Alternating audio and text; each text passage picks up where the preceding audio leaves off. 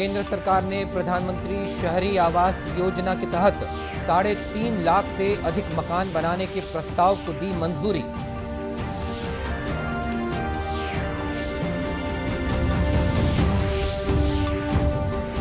छत्तीसगढ़ के 15 नगरीय निकायों में चुनाव की घोषणा के साथ ही लागू हुई आदर्श आचार संहिता।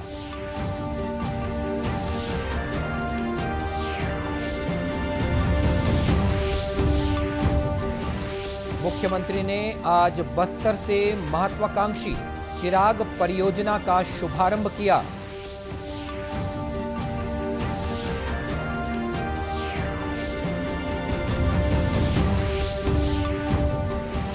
और राष्ट्रव्यापी टीकाकरण अभियान के तहत देश में अब तक 128 करोड़ से अधिक कोविड टीके लगाए गए।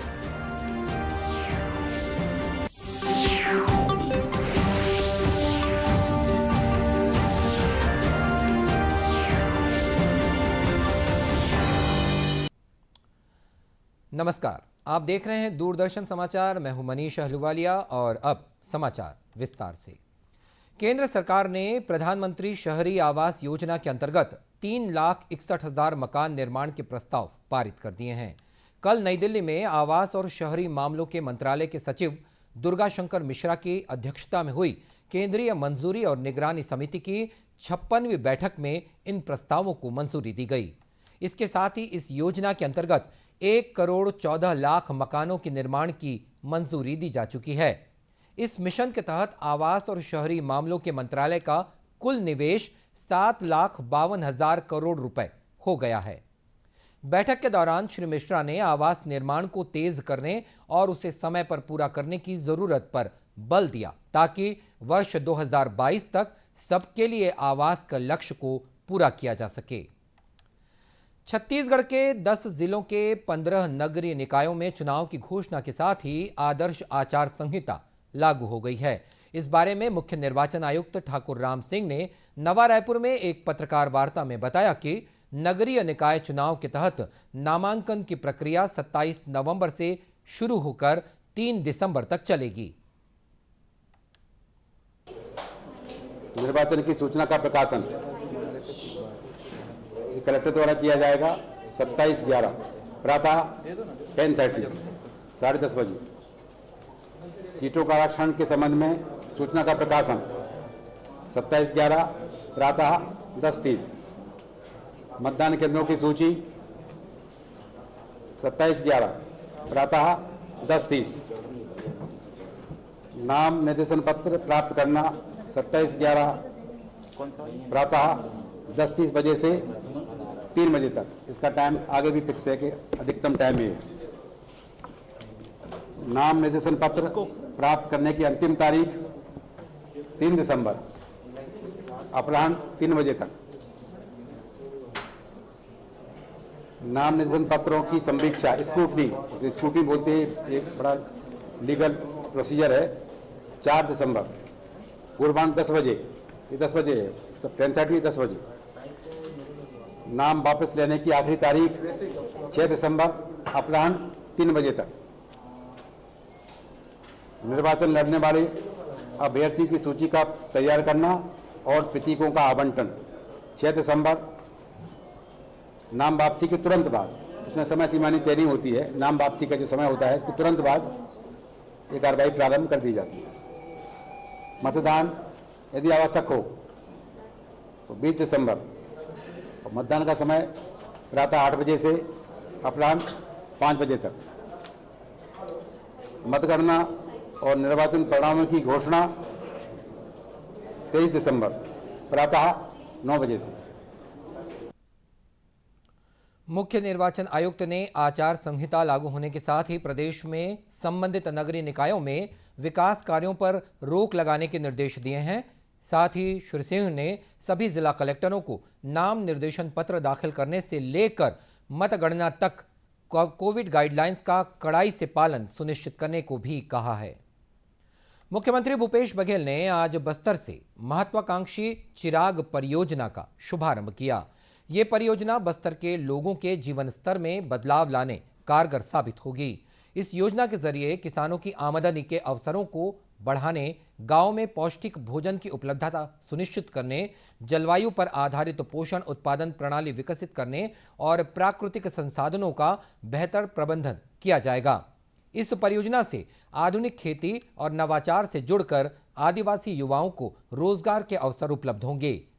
चिराग परियोजना के तहत वर्ल्ड बैंक और संयुक्त राष्ट्र संघ की कृषि संस्थाओं से वित्तीय सहायता दी जाएगी। इसके तहत 30% राशि राष्ट्रीय कोष से उपलब्ध कराई गई है।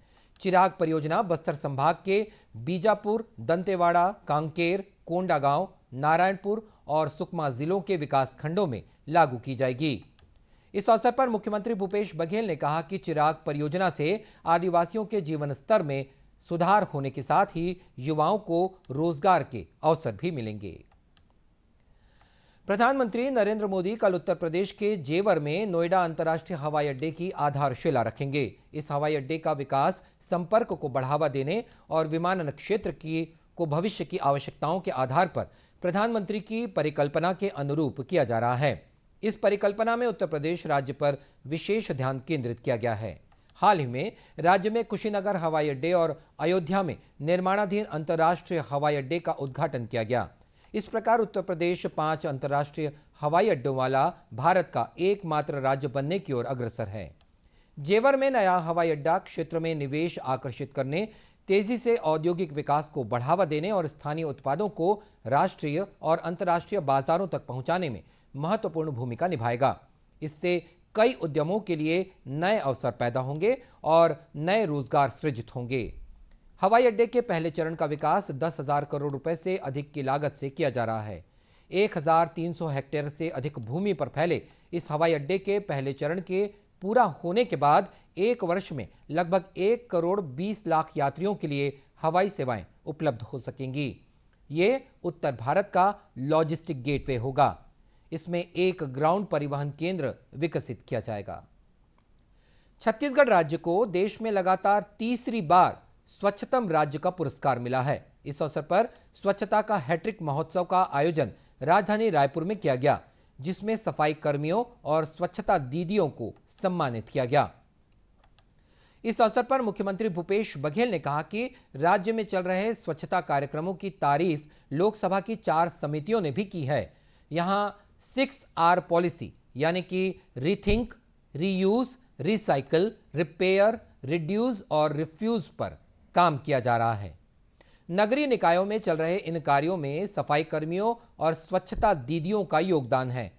स्वच्छता के छत्तीसगढ़ मॉडल को देश के अन्य भागों में भी सीखने की चाहत लोगों में है।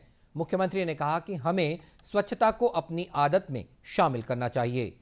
कार्यक्रम में मुख्यमंत्री ने नगरीय प्रशासन विभाग द्वारा तैयार अर्बन थीम सॉन्ग के वीडियो और वेबसाइट को लॉन्च किया।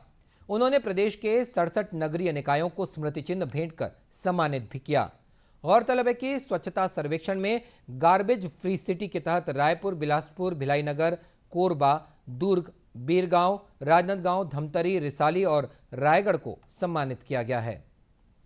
राष्ट्रव्यापी टीकाकरण अभियान के तहत अब तक देश में 118 करोड़ 48 लाख से अधिक कोविड रोधी टीके लगाए गए हैं। वहीं कोरोना से स्वस्थ होने की दर 98.33% हो गई है, जो कि पिछले वर्ष मार्च के बाद अब तक सर्वाधिक है। पिछले 24 घंटों के दौरान 10,949 रोगी स्वस्थ हुए हैं। अब तक लगभग 3 करोड़ 39,57,000 रोगी ठीक हो चुके हैं। कोरोना संक्रमण की दैनिक दर पिछले 51 दिनों से 2% से कम बनी हुई है। अब तक देश में 63 करोड़ 47 लाख नमूनों की जांच भी की जा चुकी है। केंद्रीय स्वास्थ्य मंत्रालय के अनुसार राज्यों और केंद्र शासित प्रदेशों को अब तक 131 करोड़ 62 लाख से अधिक कोविड रोधी टीके दिए जा चुके हैं। देशव्यापी टीकाकरण अभियान के अलावा केंद्र सरकार राज्यों और केंद्र शासित प्रदेशों को निःशुल्क कोविड टीके भी उपलब्ध करा रही है। इधर छत्तीसगढ़ में औसत पॉजिटिविटी दर 0.16% है। पिछले 24 घंटों के दौरान कोरोना के 39 नए मामले सामने आए हैं। वर्तमान में सक्रिय मरीजों की संख्या 325 है। राज्य के 14 जिलों में कोरोना संक्रमण का एक भी मामला सामने नहीं आया। प्रदेश में अब तक 1,70,09,000 लोगों ने पहला टीका और 88,14,074 लोगों ने दूसरा टीका लगवा लिया है। एनटीपीसी सीपत में केमिकल लीकेज, अग्नि दुर्घटना से बचाव और सुरक्षा व्यवस्था दुरुस्त रखने के लिए मॉक ड्रिल किया गया। इसमें केंद्रीय सुरक्षा बल के जवानों और राज्य आपदा बचाव दल के सदस्यों ने भाग लिया। इस मॉक ड्रिल के तहत अग्निशमन केंद्रों को केमिकल लीकेज की सूचना मिली। इसके आधार पर आपदा बचाव दल, सीपत पुलिस के जवान, एनटीपीसी अस्पताल के पैरामेडिकल स्टाफ ने तुरंत बचाव कार्य शुरू कर दिया, जिसमें 4 लोगों को रिसाव से बचाते हुए प्रदर्शित किया गया। इस अवसर पर एनटीपीसी के महाप्रबंधक के.एस. नाइक ने सुरक्षा अमले को किसी भी परिस्थिति से निपटने के लिए तैयार रहने को कहा है। आजादी के लिए भारत का शानदार संघर्ष आधुनिक विश्व के महानतम संघर्षों में से एक है। दूरदर्शन समाचार इतिहास की धारा बदलने वालों की एक झलक रोजाना आपके लिए लेकर आ रहा है। आज हम बात कर रहे हैं स्वतंत्रता संग्राम सेनानी और शिक्षाविद हीरालाल शास्त्री के बारे में।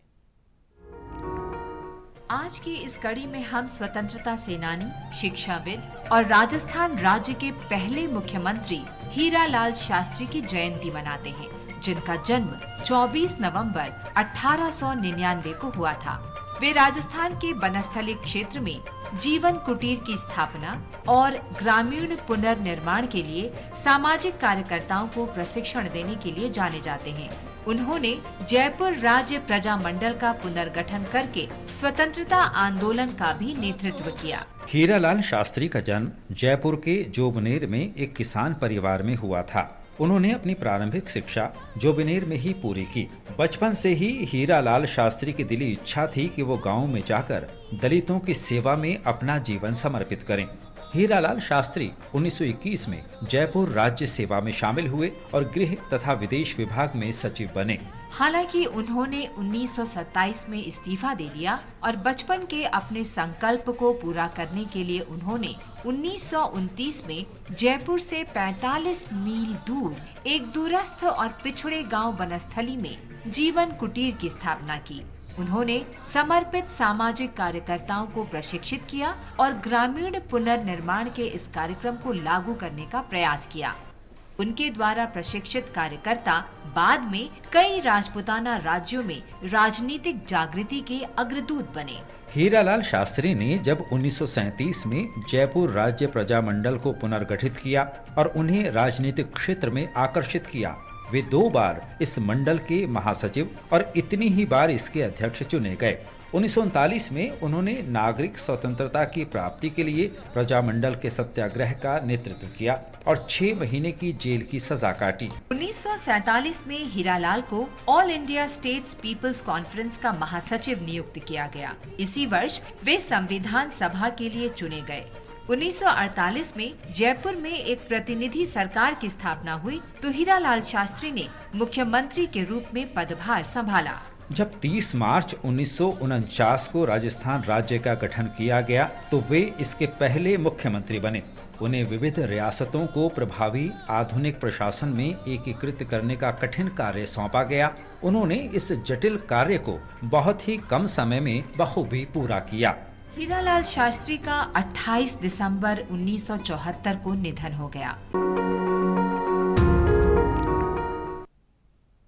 कृतज्ञ राष्ट्र हीरालाल शास्त्री की जयंती पर आज उन्हें याद कर रहा है।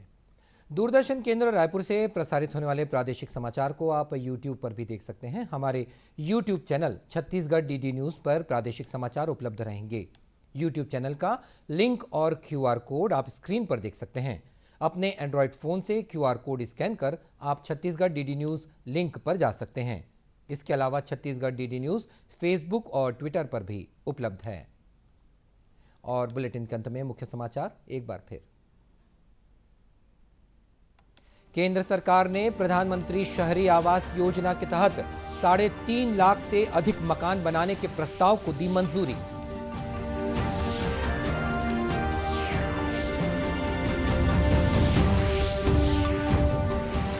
छत्तीसगढ़ के 15 नगरीय निकायों में चुनाव की घोषणा के साथ ही लागू हुई आदर्श आचार संहिता।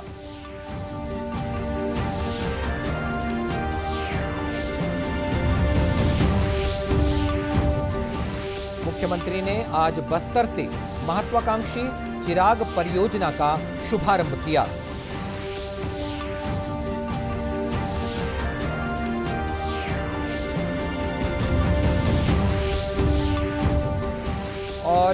राष्ट्रव्यापी टीकाकरण अभियान के तहत देश में अब तक 118 करोड़ से अधिक कोविड टीके लगाए गए। और इसी के साथ ये समाचार बुलेटिन समाप्त हुआ। नमस्कार।